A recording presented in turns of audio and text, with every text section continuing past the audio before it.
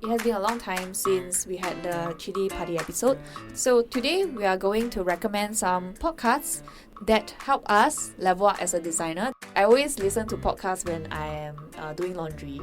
Oh, I like when listening when I'm folding clothes. Yeah, things like clockwork, right? Yeah. Then you just need some sort of entertainment. So both of us are huge fans of podcasts. We also feel like, the best podcasts are those that really keeps you engaged. Like the form of storytelling is there. Yes. And the plus factor is that you learn something new along the way. Did you know, guys? So just to give a short trivia about podcasts in general. So the term podcast come from two words, iPod and broadcast. So how it got started was that back in 2014, this pair of friends, like us two friends, Adam Curry, a former MTV VJ, and Dave Weiner, a software developer. So they wanted to find a way to download online radio broadcasts to their iPod. Oh. And then that's where they started off podcast, basically. But the term podcast itself was first used in February 2004. So if you guys want to know, there are some other names that people use. They maybe will use radiocast, webcast. This one I never heard before. Vodcast, audiocast, and live stream. I see. Yeah. Alright, so jumping right in. So for this episode, we are sharing 3 categories of podcasts. So they span from very design focused, even down to, Figma techniques, broadening out to product level and entrepreneurship. Yeah. And these podcasts that we also picked out are a mix of local and international podcasts. Some of the names you might be familiar with. So we hope this podcast will be of useful for your listening. Right. Jumping right in. Yeah. So our first category is UIUX focused podcasts. So the first podcast is Design Details By Brian Levin and Marshall Bock. In 2018, 2019. Because back then I was still a very noob designer. So I was trying always to try to level up. So they were the ones that actually helped me, give me a lot of insights as to how to become a good designer. If I'm not wrong, they are 500 episodes in already. They are very, very consistent.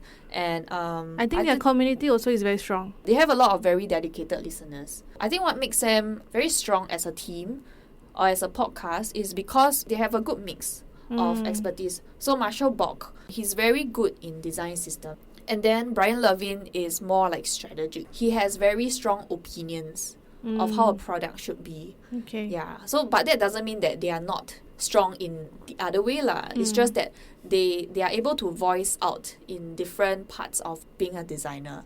So I think they give very holistic views in every episode. And then what I like is also they have listeners submitted questions. Yeah. So the questions is always very relatable as well. Yeah. So then they will give their views as well. So I really like their format of their podcast. They have this thing called the sidebar. Oh yeah, I've heard of it before. Right. Because I like, podcasts, they have their own flair to things. Yeah. So whenever Brian Levin, he will say, so we have our sidebar. Then Marshall will be the backup voice. Then he will be like, sidebar. Oh yeah. So they have these very small quirks that I like. So it also goes to show you the friendship that they have.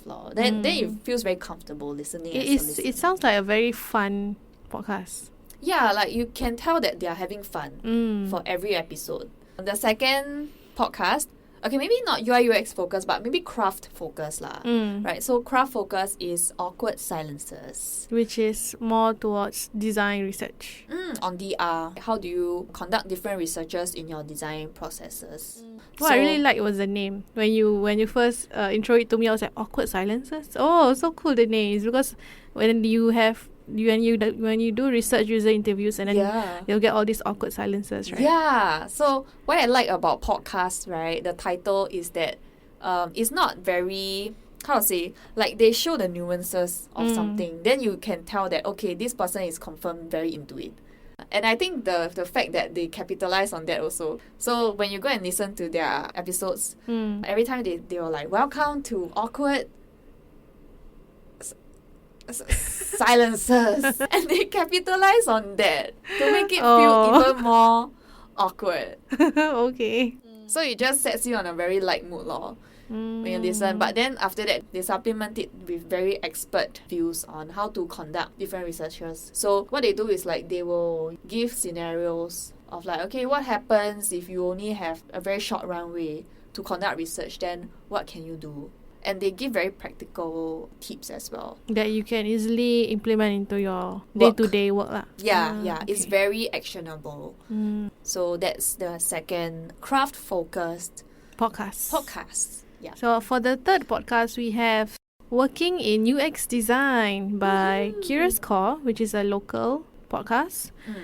They usually do interviews with local designers, but I do notice that sometimes it may not be designers. It may be entrepreneurs or maybe design managers or product owners. Yeah. So the designers that they do interview, they interview them to ask them about their journey becoming a designer, and then maybe a certain topic, a certain angle that they have, probably about AI, especially lately, and then also even speaking with user researchers as well. So they cover like various topics to basically expand our knowledge as designers lah. So if you guys are interested in a local podcast which is UX design related, you can consider checking out Working in UX Design. Yep. It's actually converted from a live webcast, right? Yes. So basically what happens is they will advertise it as a free webinar. So you can either join as one of the live participants on the Zoom call, or you can join it from the Facebook live. But I guess you won't be. I'm not sure whether I think they can still see the questions lah. So if you're able to attend the live webinar, you can easily give your questions to the speaker, and then they will address it during the interview itself. Right. But if you missed it, that's where you can rewatch the webinar on the podcast, or I think they might have it on YouTube. Yes. Right. So that's our first category, which is craft focused. Yeah, on UI UX. Our second category is design in general. Yeah. So the first podcast we want to recommend is Paper and Paint, which is also a local podcast. Yes, support local. Yeah, so it's actually a relatively new podcast by Steve and Christian. Yeah, also Steve is someone from Franks of Figma. Yes, someone we've met before and worked before during the onboarding workshop. And also Christian is someone we met at that same workshop. What we like about the podcast, not only is local, they also talk about, life as a designer. What I realized is they maybe don't really focus much on the craft. They do deep into that as well, but it's generally focused on the idea of being a designer. Yes, they also have a mix with interviews as well, so it's a bit like ours. They have discussions among themselves, but sometimes they will chime in with other people, and they will just spin it into an interview lah. Yeah, so that's what we like about the podcast. So for the second podcast that we have under this category is basically called Design Life. So they are by these two female designers, Femka and Charlie. So the podcast itself is about design and side projects for motivated creators. And these two ladies, respectively, they have their own YouTube channels. So Femka is quite popular in product design scene in the US. I think you know her as well, right? She's also a mentor, right?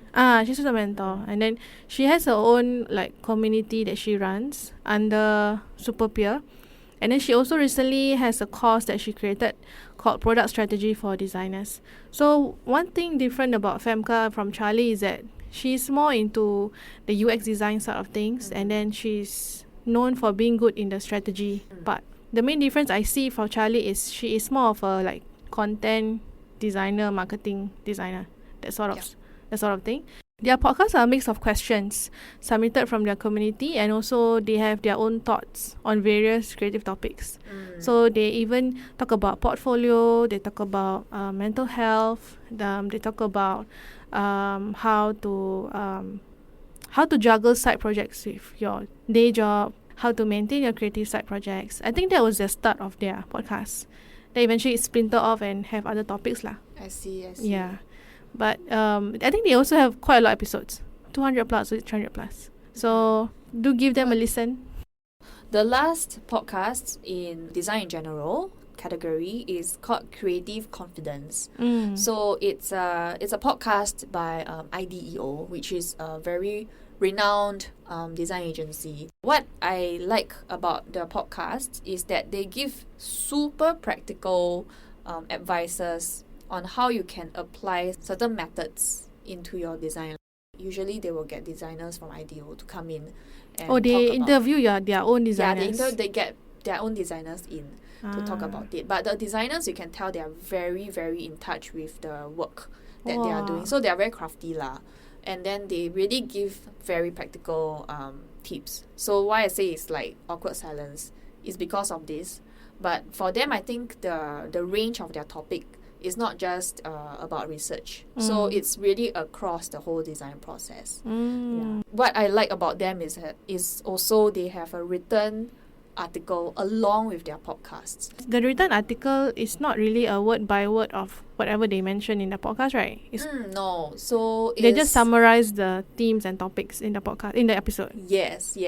So for me, right, when I like some of the episodes and I really want to dig deeper into that, the article really serves that purpose because it helps me to refresh what I have heard of, and then it also gives me link to, you know, how and where I can learn more about what they have talked about in the episode. Oh, that's nice. Yeah, so it's really nice. Maybe you can steal that idea. This reminds me of the book that I was just showing the Still Like an Artist. Yeah. But anyway, I have some examples. There are 3 episodes that really stick with me that I find myself really using it. So one is on how to use your data in your work. So how do you make use of data? Because a lot of times, like a lot of podcasts, they always say, design must be data driven. But then they don't really talk about how. Yeah, you tell me step by step how to get started. Yeah, so IDEO, like they skip that fluff lah, and they really go into that. They day to day, what do you do to make sure this happens? Then the other one is strategy versus planning. So this guy talks about, what's the difference between being strategic and what is just pure planning. Yeah, a lot of people think they are doing strategy, but actually they are doing planning. Okay. Like very intricate. Now I want to read that strategy versus planning. Yeah. Okay. Yeah, it's really a lot of insights. And then the last one is how do you test your value proposition as a designer? Yeah, so how do you quantify the value when you do your design? Yeah, to show business that this is serving the most impact. Yeah, so a lot of such episodes that's why I feel like it deserves a spot in this category law. I find that their titles seems to be quite evergreen. Meaning the topics if you listen to it or you read it, maybe it got published last year, but it's still applicable maybe 2 years later. Okay. Yeah. Which is good. Yeah. Yeah. Right. On to our last category, which is on product and entrepreneurship. So we have the first podcast, which is called One Night in Product. Yes, the night is KNIGHT. It's not night NIGHT. Yeah. I freaking love this pun, man. Basically, it's a podcast aimed at people involved in designing, managing, building, or marketing products. Hosted by Jason Knight. Wow, I find it quite cool. Like his surname is called Knight. Yeah. That's why it's got One Night in Podcast. Oh, I see. Okay. Yeah, so he speaks to thought leaders, authors, product leaders, practitioners, and those just starting out. So from there, you can hear their stories and get some inspiration from their experience, which help us to work more effectively, build better products, and be a better leader. Yeah. So maybe Xuan, you can share more. What are some episodes that you have listened? I can share what I like about the podcast. Is first of all, he's a British guy, so he has this like extremely crass humor Like his humor is very up my alley kind. There are certain podcasts, it's just like, okay, very serious ma. But for him, he really has this very, very lighthearted as well, because I think it's the humor that he brings in. But also in a way, it has like this sharpness to it. So, for example, he got a guest in, then he was saying, okay, before we get into this boring product stuff, let's talk about your personal life. So it makes it very funny lor. Basically, his personal self is very appealing, very charming. It makes listeners like you happy to listen lah. But he's also very good in product sense, which I think is very good for designers. If you want to work as an actual product designer, not just UI UX, not just like working in Figma or like flows, right? Yeah. If you really want to impact the product, then you also need to have understanding of how product functions. The product sense. Then I think listening to his episodes and the people he bring into his episodes indirectly level up your product thinking. Yeah. Actually, when you say this, I recall a book that I'm reading. It's called Getting into UX Design. Then he mentioned that sometimes you just have to engage with people online or on communities. You will tend to pick up how they phrase certain things, and then you also pick up how they think. You get what I mean. So sometimes that's one way where you are learning by proxy. Yeah. That's also good in stakeholder management also. Because if you want to get their buy-in, then you need to kind of speak their language lah. Yeah. Which listening to these people on the podcast helps you to do that as well. Wow, you suddenly sound so serious now. Okay. Alright, so the second one. Okay, so this one I want to wrap it up as a combo. Okay. So the second and third one. The second one is How I Built This. So it's by Guy Raz. What he does is he will interview the best entrepreneurs to learn from their journey how they went from an idea to something.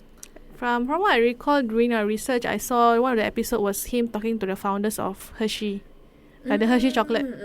Which is quite interesting. Like he said how the founders were deep diving into how they started off as a brand and how the brand became a like evergreen classic everyone can recognize now.